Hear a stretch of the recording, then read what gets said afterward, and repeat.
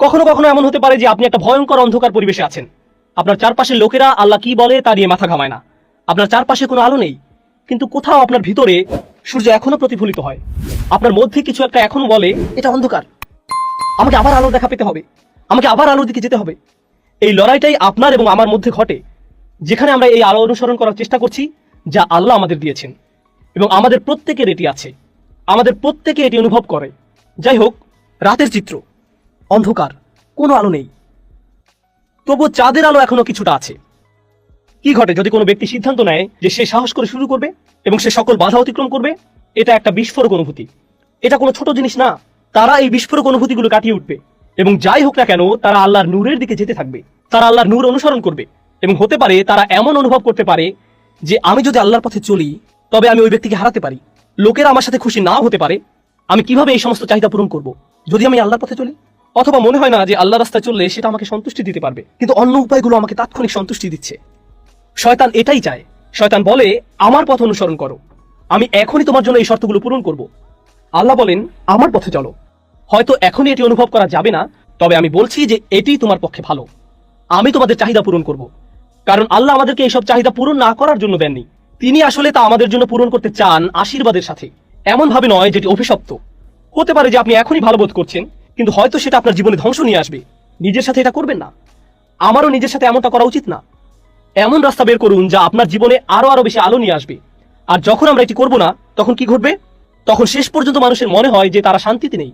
তারা জগিং করে, ঘোরাঘুরি করে, ব্যায়াম করে, অথবা গান শুনে, কিংবা ভিডিও গেম খেলে, কিন্তু তারা তখনও ভিতরে শান্ত বোধ করে না, কারণ তাদের অন্তরের আলো চিৎকার করে বলছে যে তুমি কি করছো। আল্লাহ বলেন ইয়া আইয়ুহান নাফসুল মুতমাইন্নাহ, আত্মা অবশেষে শান্ত হয় যখন আমাকে তোমার সাথে কথা বলতে দাও। ইরজিই ইলা রাব্বিক, ফিরে আসো তোমার প্রভুর কাছে। মানে এই আলোতে ফিরে আসুন। একজন ব্যক্তি কিভাবে প্রশান্তি খুঁজে পান? যখন তারা আল্লাহর কাছে ফিরে আসে। আমাকে নিজেকে জিজ্ঞাসা করতে হবে আমার জীবনে এই আয়াতের অর্থ কি। আল্লাহর কাছে ফিরে আসা বলতে আপনার জন্য যে অর্থ, আমার জন্য যে অর্থ তার থেকে আলাদা। আপনার গল্পটি আমার গল্পের চেয়ে আলাদা।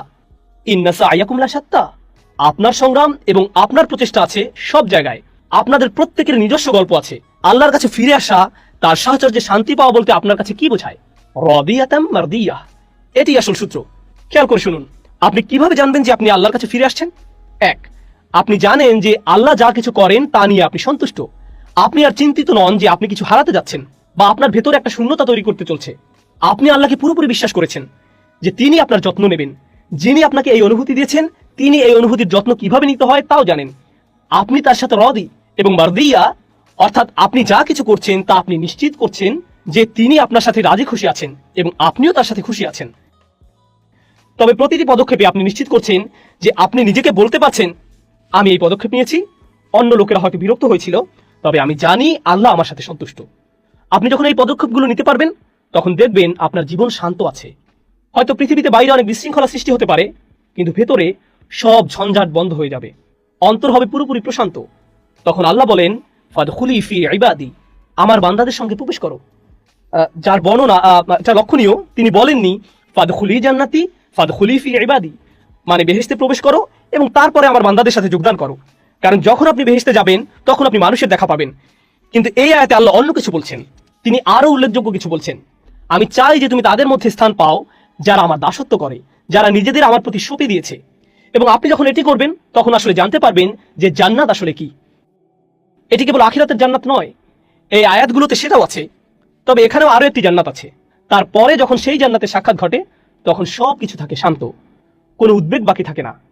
এই প্রশান্তি তখনই ঘটে যখন আপনি এবং আমি সিদ্ধান্ত নেব যে আমরা যাই হোক না কেন আল্লাহর বান্দা হতে চাই। আমাদের আনুগত্য এমনকি আমাদের নিজস্ব আবেগের কাছেও নয়, আমাদের আনুগত্য আল্লাহর প্রতি।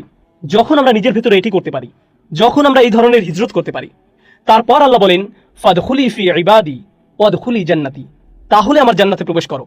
এটা ফাদখুলিল জান্নাহ নয়, বেহেশতে প্রবেশ করো, জান্নাতে প্রবেশ করো, না, ওয়াদখুলি জান্নাতি, আমার জান্নাতে প্রবেশ করো, আমার জান্নাতে প্রবেশ করো।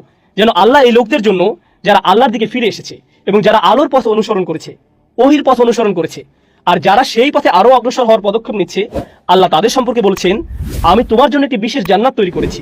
আমরা সেই লোকদের মতো হয়ে উঠতে চাই, এই লড়াইটি আমরা জিততে চাই।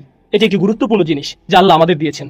আমাদের যে অনুভূতি রয়েছে সেগুলো নিয়ন্ত্রণের জন্য সংগ্রাম করতে হয় এবং এর মধ্যেই সেই ভারসাম্যের পথটি খুঁজে পেতে আমি প্রার্থনা করি যে আল্লাহ আমাকে আপনাকে প্রত্যেককে সেই সৌভাগ্য দান করুন। আপনার হৃদয়ের ভেতরে আল্লাহর উপর ভরসা করার শক্তি ও আকাঙ্ক্ষা জাগ্রত হোক এবং সেই পথ অনুসরণ করুন যেই পথে পরিচালিত হলে আল্লাহ আপনার উপর খুশি হবেন এবং আপনিও